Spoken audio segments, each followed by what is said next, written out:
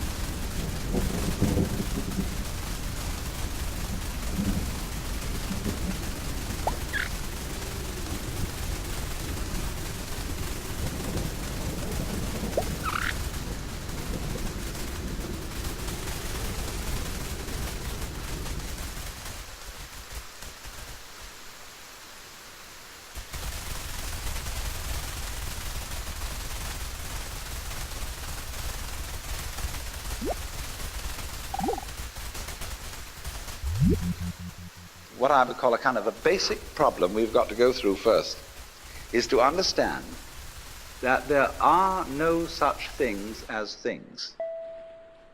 That is to say, separate things. That is only a way of talking. And if you can understand this, you're going to have no further problems. I once asked a group of high school children, what do you mean by a thing? And first of all, they gave me all sorts of synonyms. They said it's an object, which is simply another word for a thing. It doesn't tell you anything about what you mean by a thing. And finally, a very smart girl who was in the group said a thing is a noun. And she was quite right. A noun isn't a part of nature, it's a part of speech. There are no nouns in the physical world. There are no separate things in the physical world either. See, the physical world is wiggly. The clouds, mountains, trees, people are all wiggly. And only when human beings get working at things, they build buildings in straight lines and try and make out that the world isn't really wiggly. But here are we sitting in this room all built on straight lines, but each one of us is as wiggly as all get out.